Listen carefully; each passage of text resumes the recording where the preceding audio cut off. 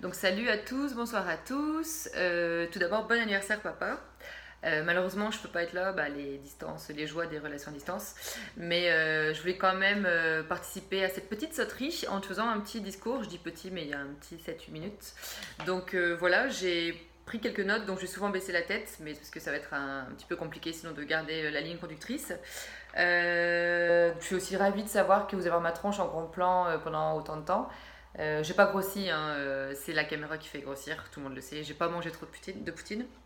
Donc voilà, puis deuxième chose aussi avant de commencer, papa, je voulais dire que oui, 60 ans c'est bien, c'est cool, ça permet de faire la fête, d'avoir ses amis, sa famille réunie, mais ça suffit. Cette année t'as 60 ans, l'année prochaine t'auras 60 ans, l'année encore après t'auras 60 ans. Tu arrêtes de vieillir, on s'arrête là. Merci. Et maman arrête de rigoler parce que tu seras la prochaine. Donc voilà, donc on va passer aux choses sérieuses. Donc papa, t'es né le 8 novembre 1959, ce qui fait de toi une personne âgée.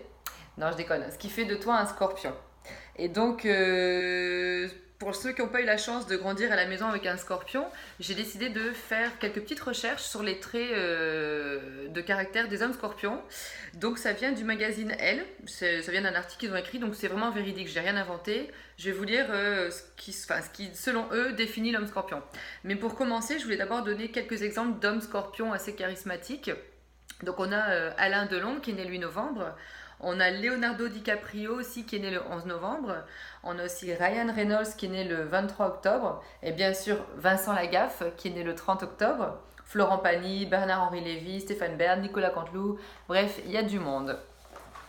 Donc voilà, maintenant je vais vous lire le profil psychologique de l'homme scorpion. Donc encore une fois, comme je vous ai dit, c'est vraiment ce que j'ai trouvé sur internet.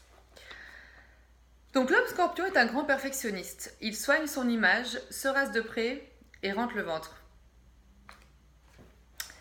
Et rentre le ventre. Donc là, t'as le ventre rentré, c'est ça? Ok. On continue. Donc l'homme scorpion est travailleur, ambitieux, méticuleux. Ses qualités et son sens de la perfection peuvent faire de lui un excellent chirurgien. Un excellent chirurgien. Ok, ouais, c'est pas faux en fait, parce que vous le savez peut-être ou pas, mais quand j'étais petite, j'ai un poisson qui s'appelait Cléopome. Sûrement que j'arrivais pas à trancher entre les deux prénoms, un peu comme Benoît et Marie pour Léo Caddy. Donc voilà. Donc à la fin de sa vie, le poisson a fait comme tous les poissons. Il y a une nageoire qui était plus en hauteur, tandis que l'autre était sous l'eau, donc il galérait à nager. Donc bref, papa, cet excellent chirurgien, à l'aide de Benoît, ont décidé de prendre une cartouche d'encre vide, de la ficeler autour de lui pour faire une espèce de bouée pour qu'il puisse retrouver l'équilibre. Je vous laisse imaginer le carnage. Mais heureusement, dans la maison, on a aussi une femme qui est lion, maman, et qui a décidé de prendre les choses en main et puis d'abréger les souffrances de Cléopome. Ouais, elle l'a tout simplement jeté en fait dans le jardin. Ouais, voilà, la cruauté. D'ailleurs, maman, pour ton anniversaire, je te ferai un discours sur les tueurs en série, je pense. Donc voilà, bref, on peut dire que ça représente quand même jusque-là assez bien, papa, ce côté chirurgien, méticuleux. On est dedans. On va maintenant passer donc aux qualités du scorpion. Donc l'homme scorpion est ambitieux, travailleur et courageux. Il est aussi très généreux et loyal avec ses proches. Il respecte et admire ses aînés.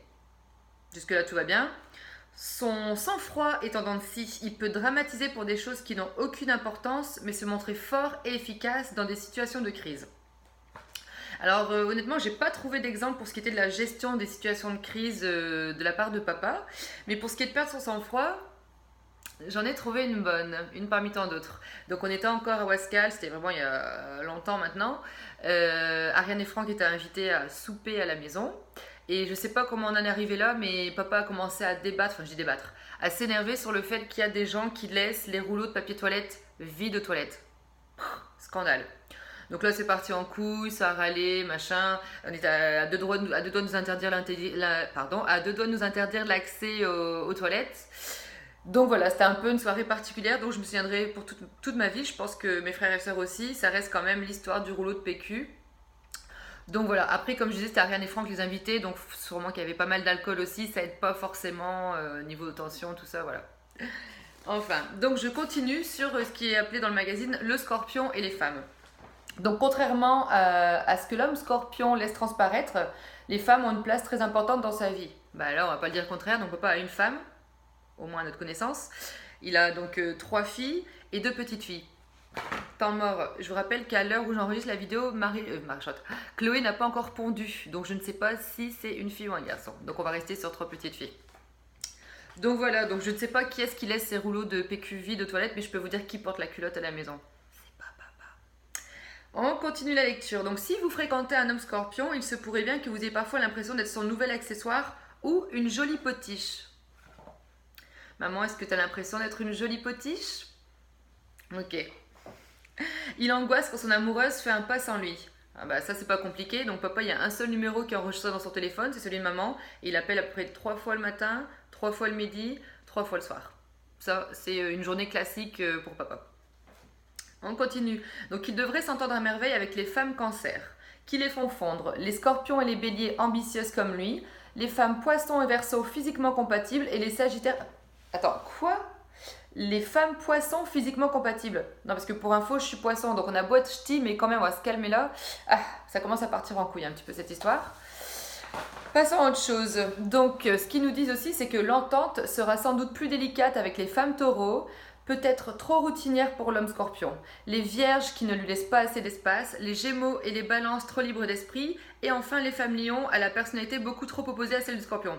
Donc en gros là ils sont en train de nous dire qu'ils ne s'entendent pas avec les femmes taureaux, bon Benoît t'es pas une femme mais t'es taureau, ils ne s'entendent pas avec les vierges et les balances, Marie-Charlotte qui est un peu des deux signes puisqu'elle est née entre les deux, on n'a jamais su définir, les gémeaux comme Chloé et les lions comme maman.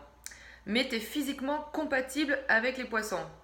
Ouais, je crois que j'ai bien fait de pas venir finalement. J'ai envie de me tirer une balle. Dédicace à maman. Donc voilà, bah écoutez, on va s'arrêter là pour la lecture du magazine Elle. Parce que moi personnellement, donc je connais un scorpion. Il est courageux, travailleur, aimant, drôle, parfois malgré lui, fidèle, ambitieux, loyal et serviable. Et je l'aime et c'est mon papa.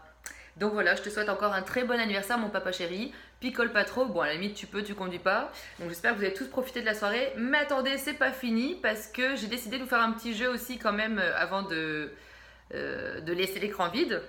Donc voilà, je sais pas si vous avez remarqué, mais papa quand on regarde les photos, parce que j'ai regardé récemment, on a l'impression qu'il vieillit pas, ou en tout cas il passe de dizaine en dizaine. On sait pas s'il y a 15 ans ou 25 ans, 25 ou 35, c'est un peu difficile de lui donner un âge.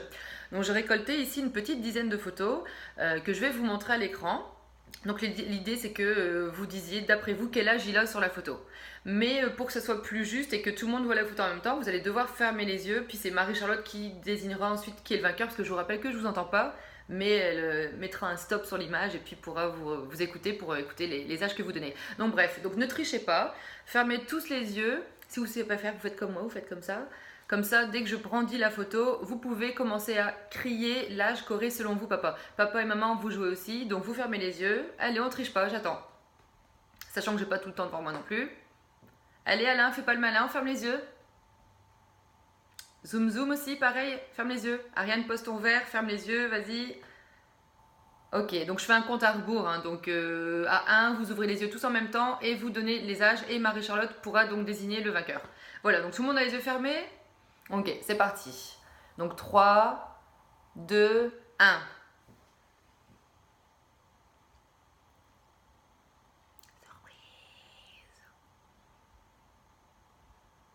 J'espère que je suis pas en train de braire. Bon allez, je vais vous laisser en famille alors.